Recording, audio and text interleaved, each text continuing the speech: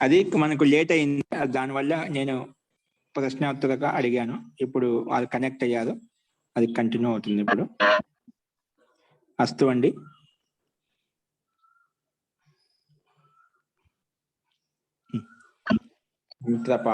మంత్రపాఠ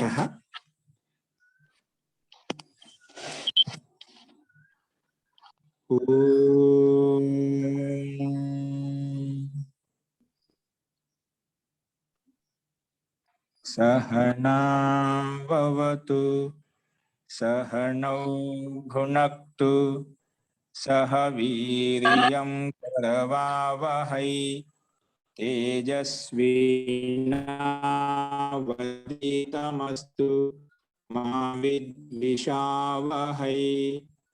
ओम शांति शांति शांति।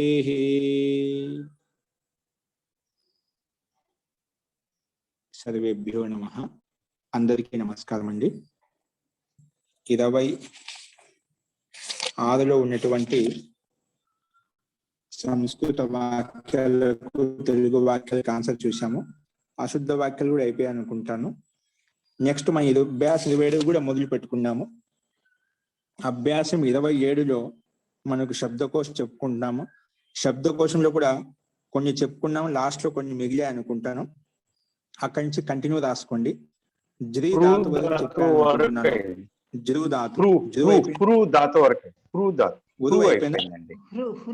హవనం చేయడం హ్రూయతే. ఆచార్య దశలకార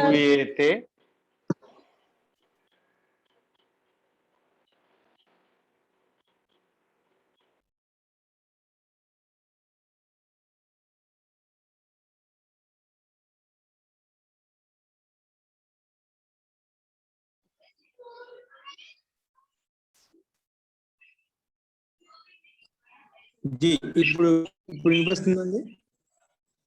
వినిపిస్తుంది మహోదయ. హ్రూయతే హ్రూయేతే హ్రూయంతే వరకు అయిందండి. హవనం చేయడం అని చెప్పారండి. అగ్రే పశ్యామః. రాసుకోండి. జీ రాసుకోండి. మంత్ ధాతు అండి. మంత్ మా నకారం థావత్తు ఒత్తు థ. మంత్ ధాతు. మంత్ ధాతు. అభ్యాసం పూర్తి కాలేదండి. మంత్ ధాతు రాసుకోండి. అభ్యాసం పూర్తి కాలేదు. అభ్యాసం 7 పూర్తి కాలేదంక కొన్ని వాక్యాలు. అవునండి తెలుగు వాక్యాలు సంస్కృతం చెప్పారు. 19 చెప్పారు. 20 రాక్షసులు చాలా ఏడ్చారు. అక్కడి నుంచి చెప్పాలి. అది ఒక 7-8 నుంచి చెప్పాలి. నెంబరు చాలా ఉండొచ్చు. రాక్షసులు చాలా ఏడ్చారు కాడి నుంచి చెప్పాలి. గ్రామాన్ని త్యాగం చేసేది కూడా చెప్పాలి. అవునండి, గ్రామాన్ని త్యాగం చేశారు కానీ చెప్పాలి. కరెక్ట్ అండి. దాని తర్వాత వాయిస్ బ్రేక్ అవుతుంది. ఇంకెవరైనా చెప్పండి కొంచెం. వాక్యాలు గ్రామాన్ని త్యాగం చేసే సమయంలో మహోదయ, గ్రామాన్ని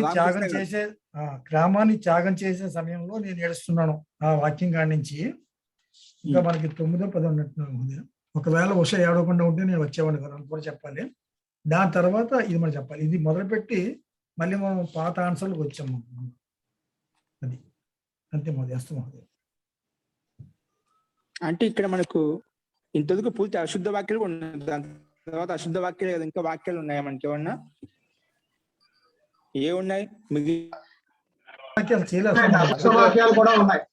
అశుద్ధ వాక్యాలు చేయలేదు, చెయ్యాలి. అభ్యాసం 27 కంప్లీట్ చేసేయండి, తర్వాత ట్రాన్స్లేషన్ చేసుకుందాం. వృద్ధాతువు గురించి కొన్ని వాక్యాలు చెప్పారు కదా మహోదయ, అవి కంప్లీట్ అవ్వలేదు. గురుగారు జీ ఎవరు చెప్తున్నారండి? 20వ వాక్యం. రాక్షసులు చాలా ఏడ్చారు ఎప్పుడైతే హనుమంతుడు అక్కడున్న నాశనం చేసి మహోదయ ఓకే అండి. మహోదయ మంచి నుంచి చెప్పేయండి. జీ ఓకే అండి, అర్థమైంది. రాసుకోండి.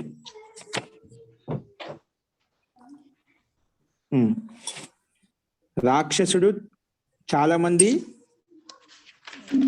ఏడ్చారు. ఎందుకంటే దాని ముందు వాక్యం కూడా చెప్పాలి.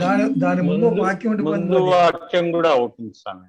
గ్రామాన్ని త్యాగం చేసే సమయంలో నేను ఏడుస్తున్నాను, మీరిద్దరూ ఏడుస్తున్నారు. ఇది ఉచితమైంది, కానీ ఇక్కడ ఉండేవాళ్ళు ఎందుకు ఏడుస్తున్నారు?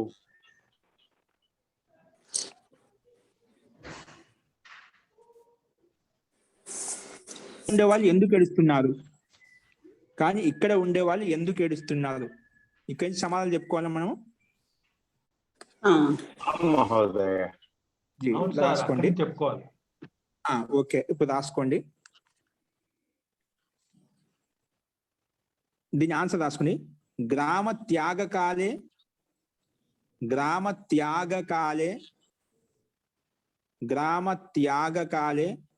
అంటే గ్రామం త్యాగం చేసే సమయంలో, కాలంలో, గ్రామం త్యాగం చేసేటువంటి కాలంలో అంటే సమయంలో, అహం రోదీమి, నేను ఏడుస్తున్నాను. అహం రోదీమి, నేను ఏడుస్తా. ఇంకా యువాంచ అంటే ఇంకా, యువాంచ ఇంకా మీరిద్దరు, రుదితః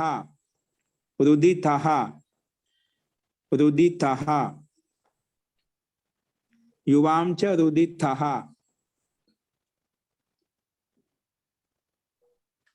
మీరిద్దరు ఏడుస్తున్నారు.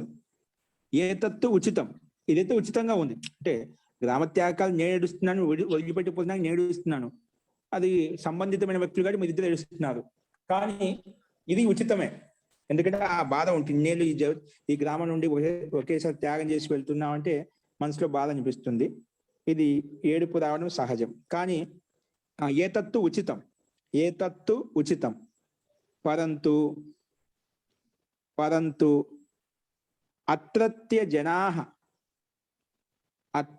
జనాః ఇక్కడి మనుషులు, అత్రత్య జనాః కిమర్థం రుదంతి, అత్రత్య జనాః కిమర్థం రుదంతి,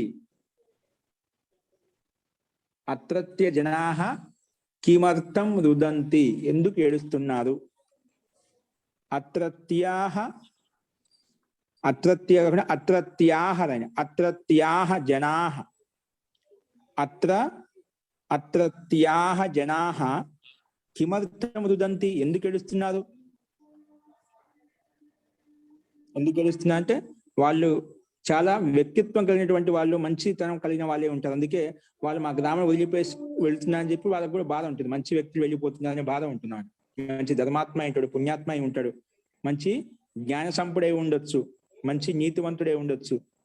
కాబట్టి అటువంటి వ్యక్తి వెళ్ళిపోతున్నప్పుడు కూడా మనము మనసులో బాధ కలుగుతుంది. కాబట్టి అక్కడ ఉండేది గ్రామస్తులు, గ్రామజనులు ఏడుస్తున్నారు అన్నమాట. సరే, మనకి వాక్యం ఈ రకంగా చెప్పాము. గ్రామ త్యాగకాలే రాసుకుంటాం. గ్రామ త్యాగకాలే అహం రోదీమి, యువాంచ రుదితః, మీరిద్దరు ఏడుస్తున్నారు. ఏతత్తు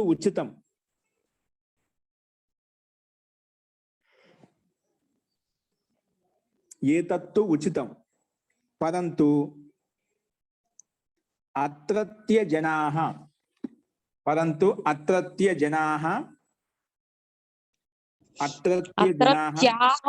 అనమన్నారు కదండి. ఓకే, క్షమ్యతాం. అత్రత్యాః జనాః పుల్లింగం కదా. అత్రత్యాః జనాః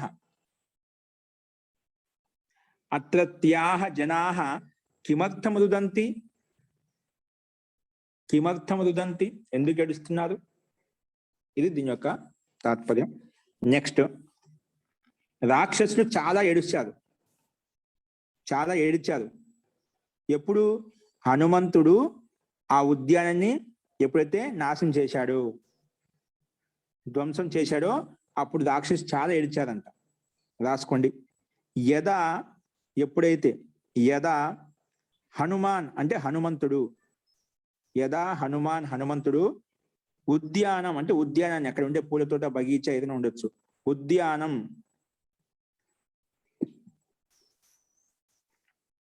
ఉద్యానం. అనాశయత్. యదా హనుమాన్ యదా ఎప్పుడైతే హనుమాన్ హనుమంతుడు ఉద్యానం ఉద్యానాన్ని అనాశయత్ నాశనం చేశాడు. అనాశయత్.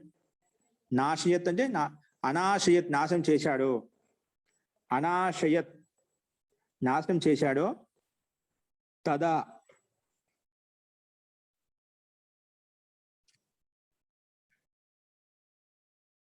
తదా అప్పుడు రాక్షసాహ రాక్షసులు. తదా రాక్షసాహ రాక్షసులు. వృషం రురుదుహు లిట్లకార ప్రథమ పురుష బహువచనంలో. రాక్షసాహ రాక్షసులు. వృషం అంటే ఎక్కువ, అధికం. అధికం అనే వృషం అనే రెండు ఒకటి. అధికం రురుదుహు లేదా వృషం రురుదుహు. చాలా ఏడిచారు రాక్షసులు, ఎక్కువగా ఏడిచారంట. ఎప్పుడు? హనుమంతుడు ఉద్యాన్ని నాశనం చేశారు. రాక్షసులు వృషం బాగా ఏడిచారు. నెక్స్ట్ కల్ గురూజీ అక్కడ ఉన్నటువంటి రాక్షసులు అంటే అక్కడ ఉన్నటువంటి రాక్షసులు అంటే తత్రత్యాహ రాక్షసాహ ఎక్కువ రాసుకోవచ్చు. తత్రత్యాహ ఎందుకంటే యదా వచ్చింది, యదా వచ్చినప్పుడు తదా శబ్దం అన్వయం చేసుకోవచ్చు, ఇబ్బంది లేదు.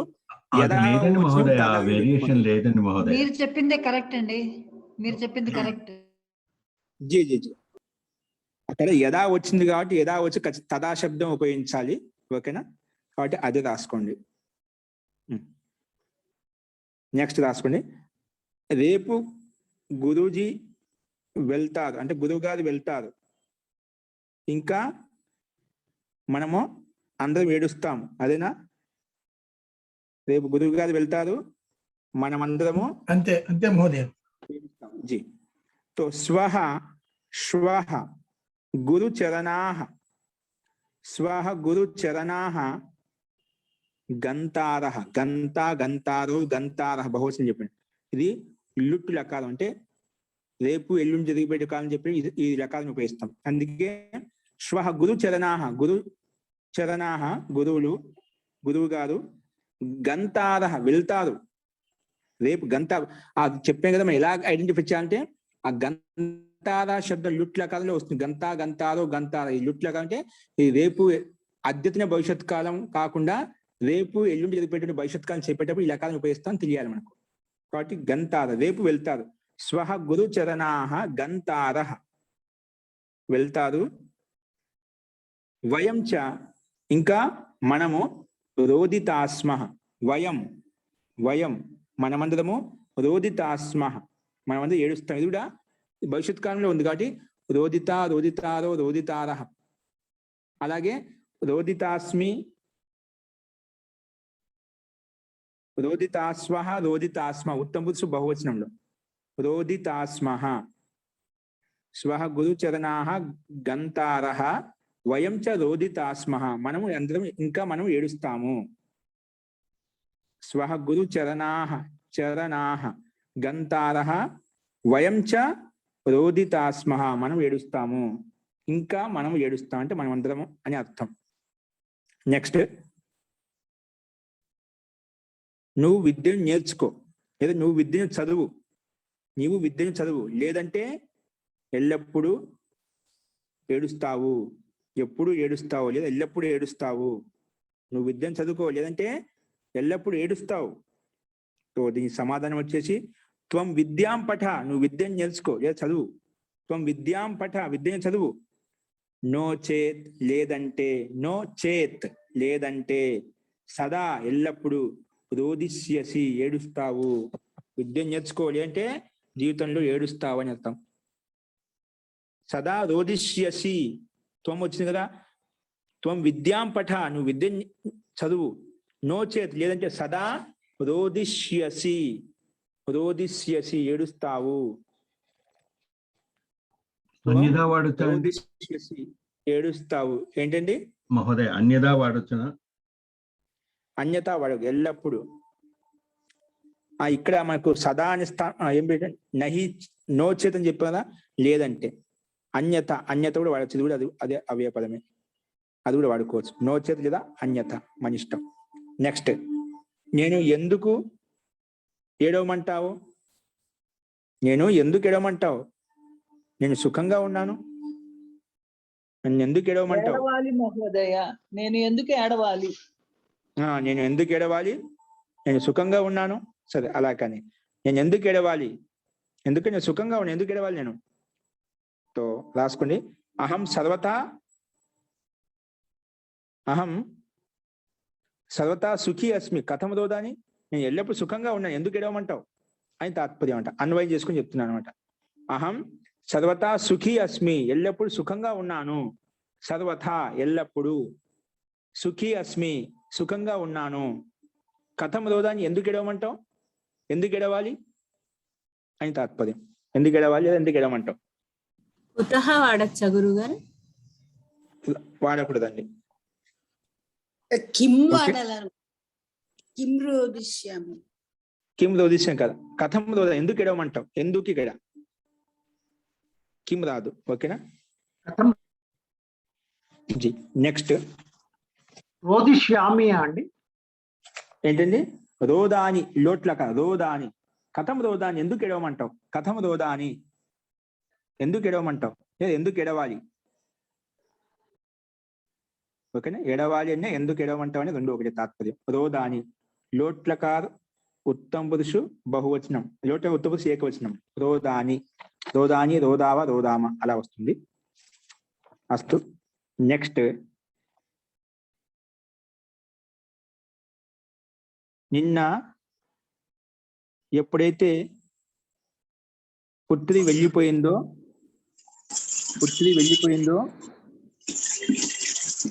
నేను కూడా ఏడ్చాను, ఇంకా నీవు కూడా ఏడ్చావు. నిన్న ఎప్పుడైతే పుత్రి వెళ్ళిపోయిందో నేను కూడా ఏడ్చాను, నువ్వు కూడా ఏడ్చావు. రాసుకోండి. హియహ అంటే నిన్న. హియహ యదా ఎప్పుడైతే, నిన్న యదా ఎప్పుడైతే పుత్రి అగచ్చత్ వెళ్ళిపోయిందో, అగచ్చత్ వెళ్ళిపోయిందో, పుత్రి అగచ్చత్ వెళ్ళిపోయిందో, పుత్రి దీర్ఘం, పుత్రి అగచ్చత్ వెళ్ళిపోయిందో, తదా అప్పుడు, నిన్న ఎప్పుడైతే పుత్రి వెళ్ళిపోయిందో అప్పుడు, తదా అంటే అప్పుడు, అహం నేను, అహం అంటే నేను, అపి నేను కూడా, అహం అపి నేను కూడా, అరోదం అహమపి అరోదం నేను కూడా ఏడ్చాను, అహమపి అరోదం. మహోదయ ఇక్కడ గతవతి అనకూడదండి. అంటే ఇక్కడ లకాలను ఉపయోగించాం కదా, కృదంత ప్రయోగం ఉపయోగించినప్పుడు ఖచ్చితంగా మీరు చెప్పినట్టు ఉపయోగించాలి. కృదంత ప్రయోగం ఉపయోగించాం. ఓకేనా? సారీ, లకారం ఉపయోగించాం. కృదంతం ఉపయోగిస్తే అలా వస్తుంది. లకారం ఉపయోగించాం కాబట్టి స్త్రీలింగమైన పుల్లింగం ఒకే విధంగా ఉంటుంది, దీంట్లో మార్పు ఉండదు. అస్తు. అరోదం త్వం, దాంట్లో అరోధ ఆడిక అయిపోయిన వాక్యం. నిన్న ఎప్పుడైతే పుత్రి వెళ్ళిపోయిందో తదా అప్పుడు, అహం అపి అరోధం నేను కూడా ఏడ్చాను. దాంట్లో త్వం అపి నీవు కూడా, మళ్ళీ త్వం అపి అరోధ నీవు కూడా ఏడ్చావు. త్వం అపి అరోధ నీవు కూడా ఏడ్చావు. త్వం అపి అరోధ నీవు కూడా ఏడ్చావు. త్వం అపి అరోధ. అరోధి ఏంటండి? అందుకే మీరందరూ ఏడ్చారు అను. అందుకే మీరందరూ ఏడ్చారు. అది అధ్యాయం చేసుకోవచ్చు. హియః యదా పుత్రి ఆగచ్చత్ తదా, అందుకే శబ్దం అవసరం లేదండి. మీరందరూ కూడా ఏడ్చారు. అది మీరందరూ దానికి వచ్చేసి, మీరందరూ త్వం యువాం యూయం వస్తుంది. అప్పుడు మీరందరం చెప్పామనుకోండి, త్వం యువాం యూయం రాసుకోండి. ఒకేలా చెప్పింటేనా ఏకవచనం చెప్పాను. త్వం అపి అరోధ నీవు ఏడ్చావు, నీవు కూడా ఏడ్చావు. త్వం అపి. ఒకేలా బహువచనం చెప్పింటే త్వం యువాం యూయం, యూయం అపి అరోధ ఏమొస్తుందండి? అరుదిత అరుదిత అరుదిత అరుదిత అరుదిత వస్తుంది. త్వమపి అరుదిత త్వమపి అరుదిత అది రాసేయండి. గురుగారు అస్తు. నిన్న మన పుత్రిక వెళ్ళిపోయింది అని ఉందండి. మన పుత్రి ఇబ్బంది లేదు, అదే వాక్యం తాత్పర్యం అదే అండి. మన వాక్యార్థం తాత్పర్యం అదే కాబట్టి ఇప్పుడు వాక్యం చెప్పానా, మన పుత్రి. యదా ఎప్పుడైతే పుత్రి వెళ్ళిపోయిందో డైరెక్ట్ అట్లా చెప్పాను కదా, దాన్ని అదే విధంగా మార్చుకోండి. ఓకేనా? నెక్స్ట్ 7వ వాక్యము.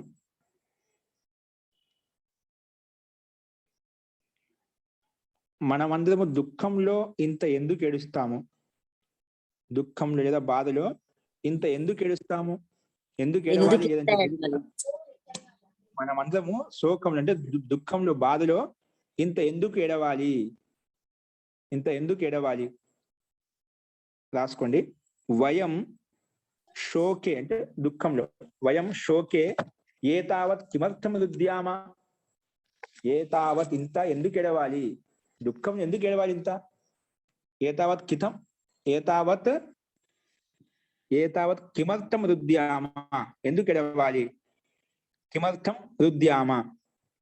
వయం శోకే ఏతావత్ ఇంత, కిమర్థం ఎందుకు, రుద్యామ ఏడవాలి. వయం మనమందరము శోకంలో అంటే బాధలో ఇంత ఎందుకు ఎడవాలి? కిమర్థం రుద్యామ ఎందుకు ఎడవాలి? నెక్స్ట్ అండి, ఈరోజు విధిలింగం ఆచార్య ఇది. రుద్యాత్ రుద్యాస్తాం రుద్యాత్ రుద్యాస్తాం రుద్యాసు రుద్యాహ రుద్యాస్తం రుద్యాస్త రుద్యాసం రుద్యాస్వ రుద్యాస్మ. ఇది విధిలింగం. ఆశ్రలింగం చెప్పాను రుద్యామ. ఓకే, ఇది విధిలింగ బహువచనం. ఓకేనా? ఉత్తమ పురుష బహువచనం. రుద్యాం రుద్యావ రుద్యామ. అస్తు. Next G.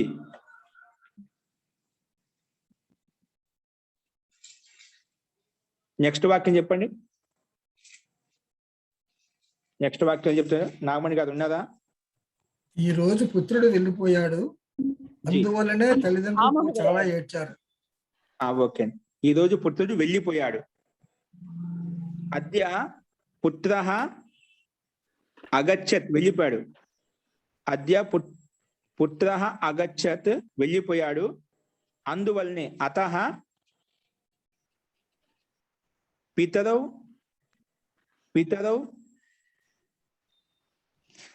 పితరౌ అందువల్లనే అతః పితరౌ అరుదన్ అరుదితాం. పితరౌ అరుదితాం, పితరౌ అరుదితాం ఏడ్చారు. ఇద్దరు కదా. పితరౌ అరుదితాం చాలా ఏడ్చారు అనుకుంటారు. బహు అరుదితాం, బహు పెట్టేసేయండి. భృశం అరుదితాం, అధికం అరుదితాం, ఎక్కువ ఏడ్చారు. దాన్ని మనం కలిపి రాసుకోవచ్చండి. ఓకే, అద్య పుత్రః అగచ్చత్ అతః పితరౌ బహు అరుదితాం ఏడ్చారు. అస్తు. నెక్స్ట్ వాక్యము. మహోదయ, ఈ రోజు తల్లిదండ్రులు పుత్రుడు పుట్టినప్పుడు చాలా ఏడ్చారు. మహోదయ, ఈ రోజు తల్లిదండ్రులు పుత్రుడు వెళ్ళిపోయినప్పుడు చాలా ఏడ్చారు. అదే చెప్పాను. అద్య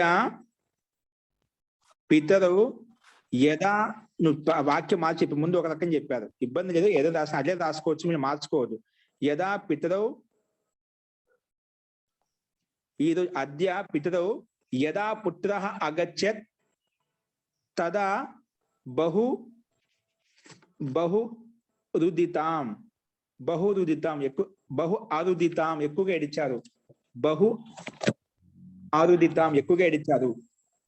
ఇక్కడ ఒక్కోసారి అన్వయం చేసి చెప్తుంటాను కాబట్టి తాత్పర్యం అదే కాదా చూసుకోండి. ఓకేనా? ఇప్పుడు ఇదే వాక్యం ముందు ఒక రకం చెప్పారు రామకృష్ణ గారు, మీరు ఒక రకం చెప్పారు. పదాలకు వెనక ముందు మారుతాయి అంతే, దాంట్లో పెద్ద తేడా ఉండదు. కాబట్టి ఎనకగా మార్చుకోవచ్చు రెండు వాక్యాలు చెప్పారు మహోదయ, రెండు వాక్యాలు చెప్పారు. ఓకే అండి, అయితే ఇబ్బంది లేదు. నెక్స్ట్ వాక్యం అండి. మాసయ అద్యతన బోధనలో లుంగు వాడితే మంచిది కదా. అద్యతన భూతకాలంలో లుంగే వాడాలండి. అదే అంటే మీరు చెప్పిన లుంగేనండి. లుంగ్ కాదు చెప్పింది అదుదని చెప్పి అదుదితం కాదు చెప్పింది, లుంగ్ లకారం కాదు చెప్పింది నేను. అదోదిష్టం రావాలి. ఓకే, లుంగ్ లకారం రెండో భాగం మరొకసారి రిపీట్ చేయదు మహోదయ ప్లీజ్. మరొకసారి చెప్పండి మహోదయ. రాసుకోండి. అద్య పితరవు ఈరోజు తల్లిదండ్రులు యదా పుత్ర అగచ్చత్ వెళ్ళిపోయాడు, యదా పుత్ర అగచ్చత్ వెళ్ళిపోయాడు, తదా అప్పుడు బహు అరోదిష్టాం లేదా బహు అరుదతాం. ఈ రోజు భూతకాలం కాబట్టి ఈ రోజు జరిగిపోయిన లుంగు లెక్కలను ఉపయోగించాలి. ఓకేనా?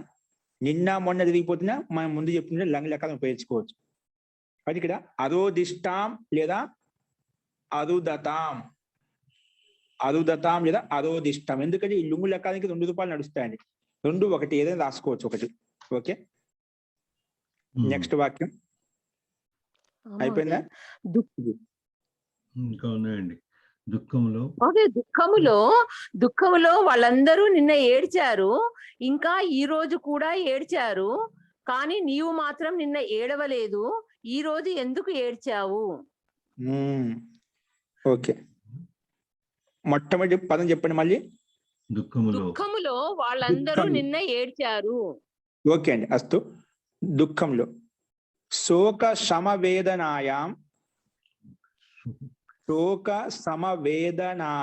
అంటే శోకం వచ్చిన సమయంలో, దుఃఖం వచ్చిన సమయంలో శోక సమవేదనాయాం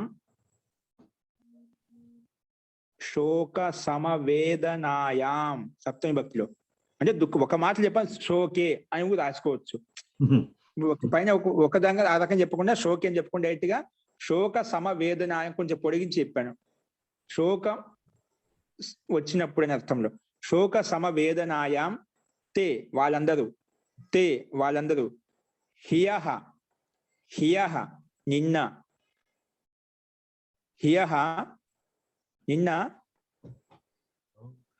కూడా హియహ అపి నిన్న కూడా అరుదన్ ఏడ్చారు.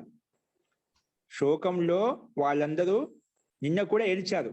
హియహ అపి అరుదన్ నిన్న కూడా ఏడ్చారు. అరుదన్ నిన్న అంటున్నాడు, అందుకే లంగ్ లెక్క వచ్చింది ఇక్కడ. హియహ అపి అరుదన్ నిన్న కూడా ఏడ్చారు.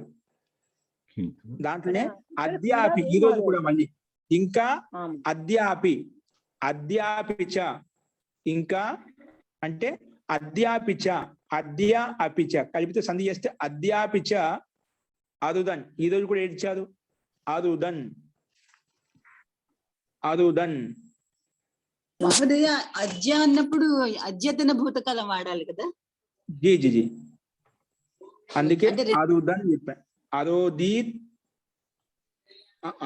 అరుదతాం అరుదన్ ఇది లుంగు లెక్క ప్రథమ పురుష బహువచనం అండి. లుంగు లెక్క ప్రథమ పురుష బహువచనం. ఓకేనా? తో చాలా మంది కదా, అందుకే అరుదన్ చెప్పామట.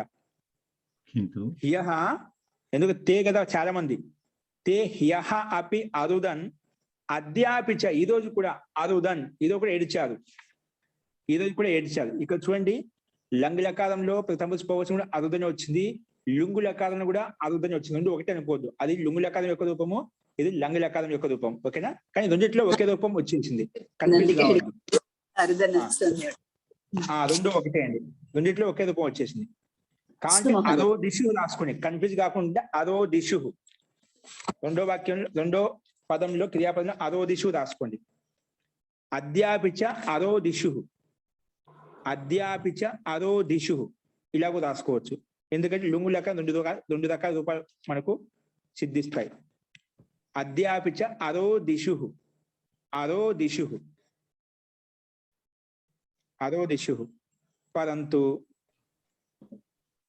పరంతు త్వం కానీ పదంతో అంటే కానీ త్వం నీవు నీవు మాత్రం త్వం హ్యః న అరోధిః త్వం త్వం హ్యః త్వం అంటే నీవు హ్యః అంటే నిన్న న అరోధిః నిన్ను ఏడవలేదు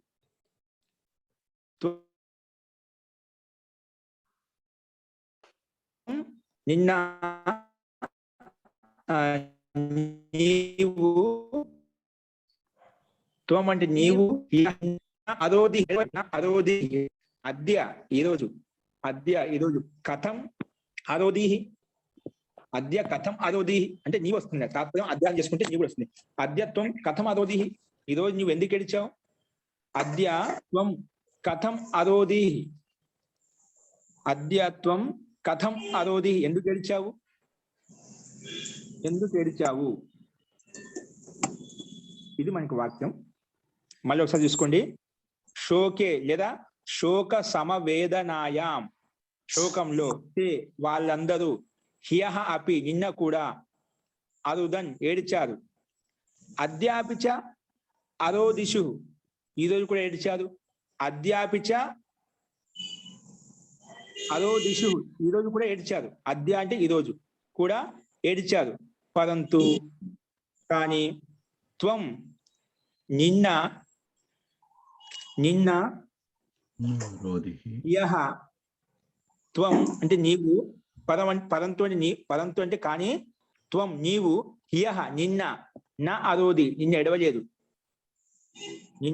ఎడవలేదు నా అరోధి అద్య త్వం కథం అరోధి ఇదో ఎందుకు ఏడిచావు అద్య త్వం కథం అరోధి ఎందుకు ఏడిచావు ఇది దీని యొక్క తాత్పర్యం అండి అస్తు ఏంటండి అరుదహు రాసుకోవచ్చు అరోధి లేదా అరుదహ రెండిట్లేదో రాసుకోవచ్చు ఓకేనా గురుగారు ఇక్కడ నీవు మాత్రం అంటానికి ఏమన్నారండి త్వమేవ ఏవ శబ్దం పెట్టుకో ఏవంటే మాత్ర శబ్దం త్వమేవ కథం త్వమేవ ఓకేనా ఏవ శబ్దం పెట్టుకుంటే త్వమే నువ్వు మాత్రమే అర్థం వస్తుంది మహాశయ కథం కిమర్థం అర్థంలో కూడా వాడొచ్చండి కథం అని కథం అది కొంచెం కిమర్థం అన్నప్పుడు చతుర్థి యొక్క అర్థం ఇస్తుంది ఇది కథం అంటే ఎందుకు అన్నప్పుడు కథం అంటున్నారు కదా కాబట్టి ఇది కిమర్థం ప్రశ్నవాచకం ఉంటుంది కానీ చతుర్థి అర్థం ఉండదు కిమర్థానికి తేడా ఉంది అర్థంలో తేడా వస్తుంది కాబట్టి కథం యోగంలో కిమర్థం రాదు అర్థంలో మార్పు వస్తుంది కొంచెం అస్తు సో నెక్స్ట్ వాక్యం రాసుకుని హే బాలక్ నువ్వు ఏడవద్దు లడ్డు ఇస్తాను మోదకం ఇస్తాను హే బాలక్ దీని ఆన్సర్ హే బాలక్ అంటే హే బాలక మా రోధీహి హే బాలక మా రోధీహి లేదా మా రుదహ అలాగే రాసుకోవచ్చు మా రుదహ లేదా అలాగే రాసుకోవచ్చు అన్ని కూడా అంటే ఇన్ని రకాలు రాసుకోవచ్చు మా రోధీహి అని చెప్పొచ్చు లేదా మా రుదహ హే బాలక్ నువ్వు ఏడవద్దు ఆయన మా రోధీహి లేదా మా రుదహ లేదా మళ్ళీ రాసుకోండి లేదా మా స్మా రోధీహి అంటే ముందు పరస్మ పదాలు తర్వాత ఆత్మీయ పదం చెప్తున్నాను మా స్మా రోధీహి లేదా మా స్మా రోధః ఓకేనా మా స్మా రోధః ఎలాగే రాసుకోవచ్చు హే బాలక్ మా రోధీహి లేదా మా రుదః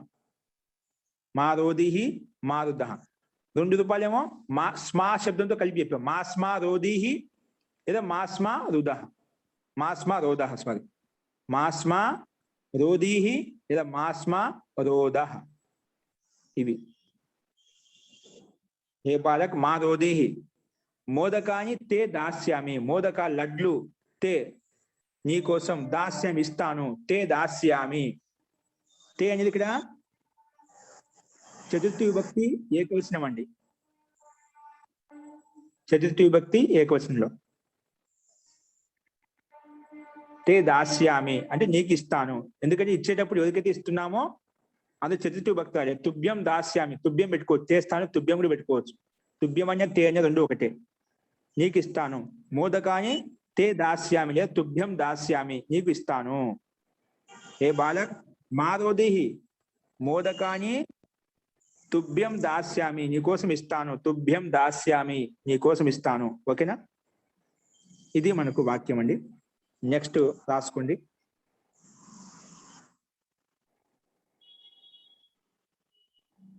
ఒక శ్లోకం. హే తాత తాత వాగ్భట మారోదిహి కర్మణి. ఒకవేళ ఉష ఏడవకుండా ఉంటే అది కూడా ఉంది. ఓకే అండి. ఒకవేళ ఉష ఏడవకుండా ఉంటే నేను ఇక్కడికి వచ్చేవాడిని. ఒకవేళ ఏది వచ్చేవాడిని కాదు,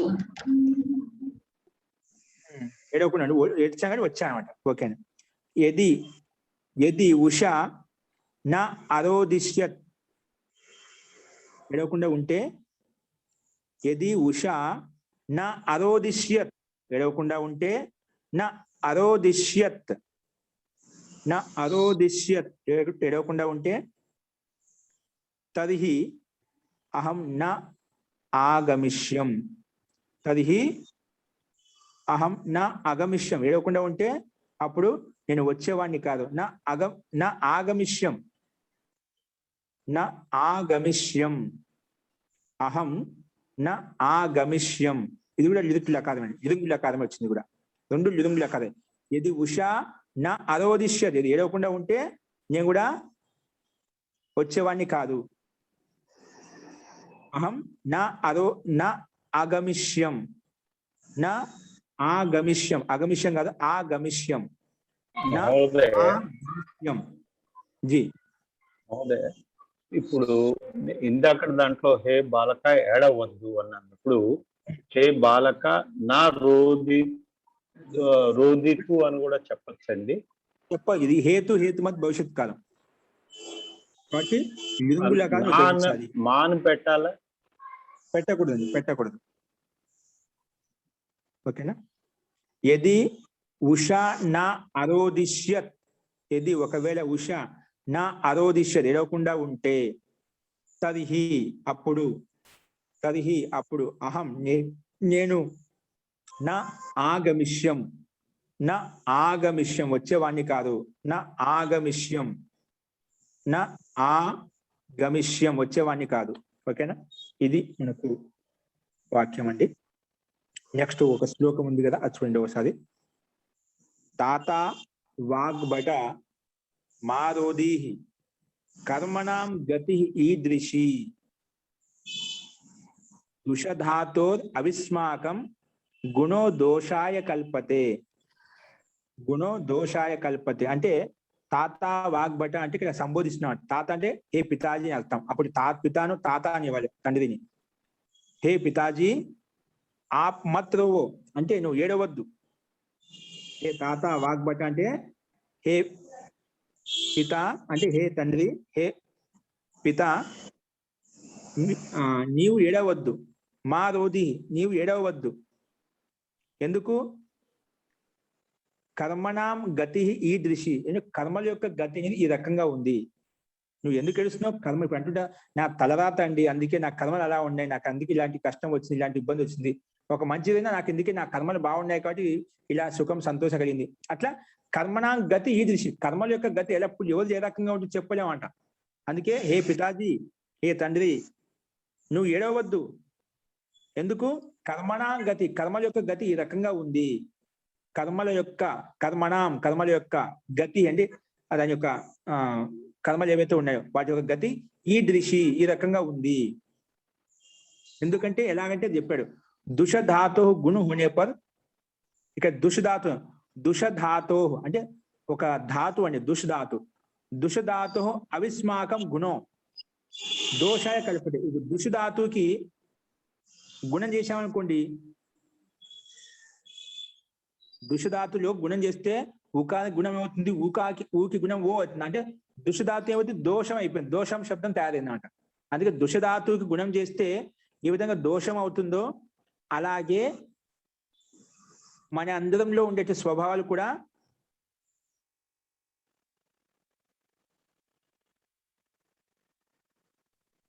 దుషధాతు అవిస్మాకం గుణ దోషాయ కల్పతే. ఒక్కోసారి ఏ విధంగా దుష శబ్దానికి గుణం చేస్తే ఏ విధంగా దోష శబ్దం తయారైందో, దుషలో ఉండే ధాతువుకు మధ్యలో ఉండి ఉపదాలో ఉంది దుష ధాతు అండి. ఆ ఉపదాలో ఉకారం ఉంది, ఆ ఉకారం గుణం చేస్తే ఊకి ఓ అవుతుంది, దోష అయిపోతుంది, దోషం అయిపోతుంది. దుషం అనేది దోషంగా మారిపోతుంది, అంటే అనాయాసంగా. అలాగే ఇక్కడ గుణాలు కూడా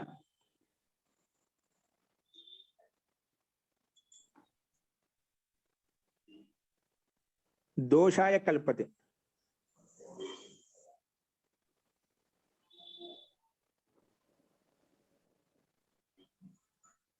గురుగారు క్వశ్చన్ అడగచ్చా?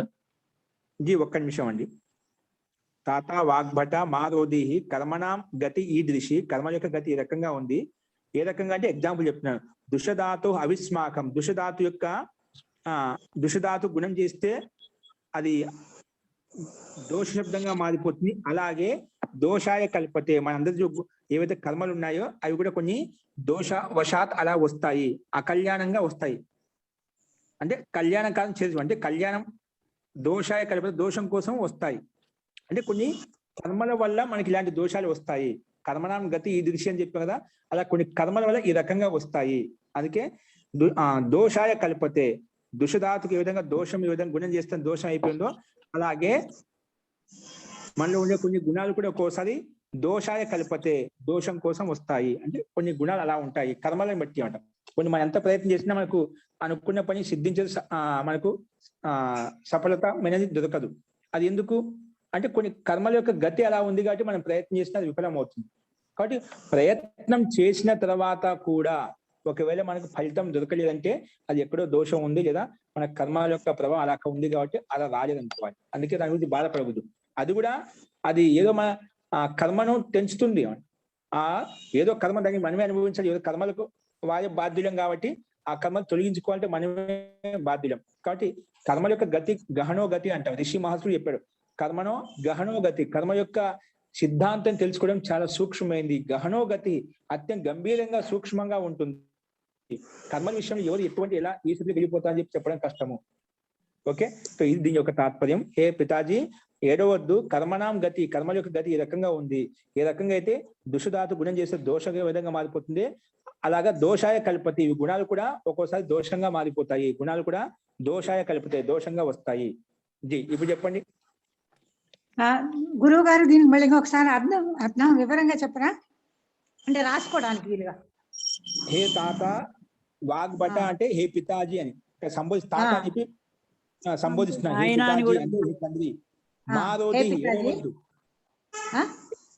ఏడవద్దు, ఏడవద్దు, నువ్వు ఏడవద్దు. కర్మణాం గతి ఈ దిశి, కర్మల యొక్క గతి ఈ రకంగా ఉంది. కర్మల యొక్క గతి ఈ రకంగా ఉంది. అంటే దుషధాతుకు గుణం చేస్తే దోషం ఏ విధంగా తయారవుతుందో, దుషధాతు శబ్దరూపం, దుషధాతు గుణం చేస్తే దోష శబ్దంగా మారిపోతున్నాను. అలాగే అంటే దీన్ని ఈ రకంగా చూపించాట. దుషధాతు అవుతుందో, ఆ దుషధాతునకు గుణము చేస్తే ఏ రకంగా అయితే దోష శబ్దం తయారవుతుందో, దుషధాతువుకు గుణం చేస్తే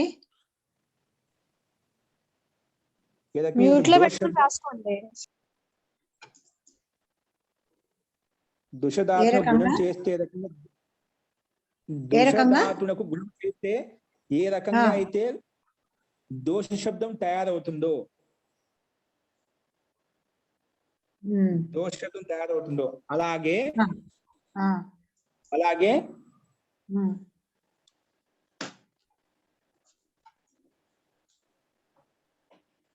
అలాగే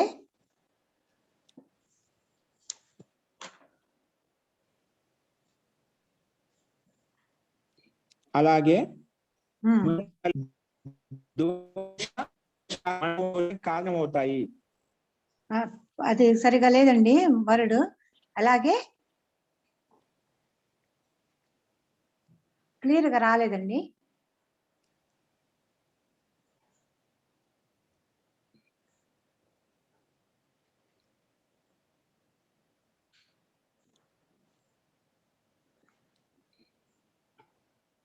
ఈ శరీరం వల్ల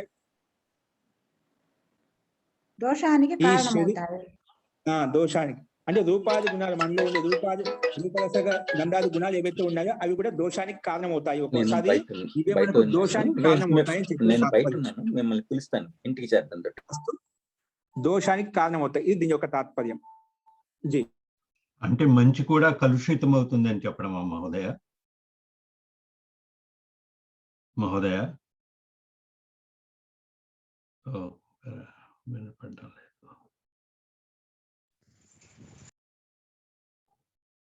ఒక్కోసారి మనలో ఉండే రూపాది గుణాలు కూడా దోషానికి కారణమవుతాయి. ఈ రూపాది గుణాల వల్ల కదా మనం రకరకాల దోషాలు చేస్తూ ఉంటాం. అవి మంచికి కూడా ఉన్నాయి, ఒక్కోసారి దోషానికి కారణమవుతాయి. ఏ విధంగా దుశ్శబ్దం దోషశబ్దంగా మారిపోయిందో అలాగే మనలో ఉండే గుణాలు కూడా ఒక్కోసారి దోషంగా మారిపోతాయి. ఎందుకంటే కర్మణాం గతి ఈ దృష్టి, కర్మ యొక్క గతి అని ఈ రకంగా ఉంది అని దీని యొక్క తాత్పర్యం. ఓకేనా మహోదయ?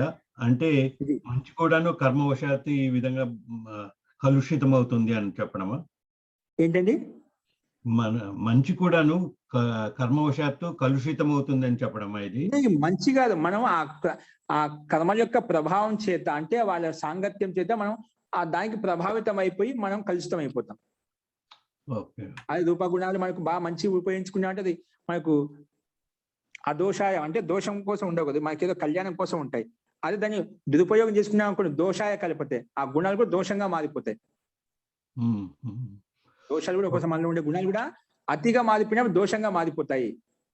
అంటే ఇక్కడ వ్యాకరణాన్ని ఉదాహరణగా వాడుకోవడం వల్ల కొంచెం అంటే దుషశబ్దానికి గుణం చేసినప్పుడు దోష శబ్దం ఏదైనా మారిపోతుందో, ఆ దాంట్లో దోష శబ్దం లేదు.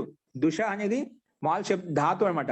అది గుణం చేయడం వల్ల అది దోష శబ్దంగా మారిపోయింది. అంటే నిందార్థంలోకి వచ్చేసింది దోషం అని చెప్పి. వాస్తవం ధాతు నిందార్థం లేదు, కానీ గుణం చేయడం వల్ల దోష శబ్దంగా మారిపోయింది అనమాట. అలాగే మనలో ఉండే గుణాలు కూడా ఒక్కోసారి దోషంగా మారిపోతాయి, దోషాన్ని ఉత్పన్నం చేస్తాయి. ఇది మామూలు ఉపయోగం కాదు మహోదయ. ఇది అంటే ఈ విధంగా వాడడం మామూలు కాదు, దానివల్ల చిత్రంగా అనిపించింది అంతే. మామూలు అదే ప్రయోగాన్ని అట్లా మనం ప్రయోగాన్ని బట్టి చూపించినమాట. వ్యాకరణ రీత్యా కొంచెం లౌకిక ఉదాహరణతో శాస్త్రీయ ఉదాహరణతో కలిపి చెప్పాడు అనమాట. మోదయ ఇక్కడ అన్వయం వృషదాతో గుణోరివ అస్మాకం గుణో, అలా గుణం ఇంకోసారి అధ్యాహారం చేసుకుంటే 2 సార్లు గుణే వస్తుంది అనమాట. వృషదాతో గుణోరివ గుణ శబ్దం మనం ఒకసారి అధ్యయనం చేసుకో. అస్మాకం వృషదాతో గుణోరివ జీ జీ అధ్యయనం చేసుకోవాలి. వృషదాతో గుణం చేస్తే ఈ రకంగా దోషశబ్దంగా మారిపోతుందో అలాగే మనలో ఉండే అస్మాకం గుణ దోషాయ కల్పతే, మనలో ఉండే గుణాలు దోషం కోసం ఉత్పన్నం, దోషం కోసం ఉండే దోషానికి కారణమవుతాయి. మోదయ ఇంకొకటి ఇక్కడ తాత అంటే నాయన కూడా అర్థం ఉంది. తండ్రికి పిల్లాడి చెప్పేదాకన్నా నాయన వాగ్భట అని అంటే పిల్లాడికి తండ్రి చెప్తున్నట్టుగా బాగుంటుంది కదా. అలా అధ్యయనం చేసుకో. అది మన ఏ రకంగా దాన్ని అర్థాన్ని మలుచుకోవాలని కూడా అదో మలుచుకోవచ్చు. అది తండ్రికి చెప్పాను వాగ్భట అని చెప్పి, తాత వాగ్భట అని చెప్పి ఇక్కడ పెద్దవాళ్ళకి తాత అని చెప్పాం. తాత అంటే మనకు పెద్ద వయసులో ఉండే వాళ్ళకి తాత వాగ్భట అని చెప్పి సంబోధించాం. అది మన పిల్లలు తీసుకున్నా నాన్న వాగ్భట అని చెప్పి అలాగే చెప్పొచ్చు. అది మనం వక్త యొక్క అభివ్యక్తిని బట్టి ఉంటుంది అన్నమాట. వాగ్భట అంటే మహోదయ, వాగ్భట అంటే ఒక పేరు నామం, సంధ్యావాచకం. అప్పట్లో ఆ వ్యక్తి పేరు, వ్యక్తి విశేషం సంబోధించే.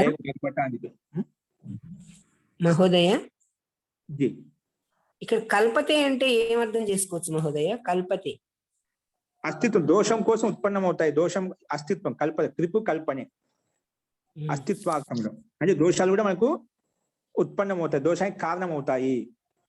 సరే మహోదయ. అస్తిత్వాన్ని దోషం అంటే దోషం యొక్క అస్తిత్వాన్ని మనకు సంకేతిస్తున్నమాట. త్రిపు కల్పనే అస్తిత్వార్థంలో. ఈ గుణాలు కూడా ఒక్కోసారి దోషాన్ని ఉత్పన్నం చేస్తాయి, క్రియేట్ చేస్తాయి అనే అర్థంలో. జీ మూర్తి గారు. గారు అంటే ఈ రోజు లెసన్ అయిపోతే నాకు ఈ రోజు లెసన్ లో ఉన్న డౌట్ అడుగుతారు. జీ లెసన్ అయిపోయిందండి. ఇది దీనికి సంబంధించిన ఉంటే చెప్పండి. సరే అండి, టైం అయిపోయింది, మనతో పాటు చెప్పిద్దాం. తర్వాత మీకు డౌట్ రావు గారు. అట్లాగే గురుగారు, ఇది లెసన్ కి సంబంధించింది కాబట్టి లెసన్ లోనే అడిగితే మిగిలిన వాళ్ళకి కూడా తెలుస్తుంది. అడగనా?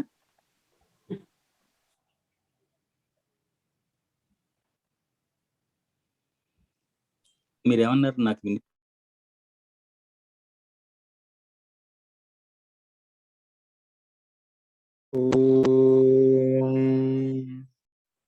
सर्वे भवन्तु सुखिनः सर्वे सन्तु निरामयाः सर्वे भद्राणि पश्यन्तु मा कश्चित् दुःखभाग् भवेत्।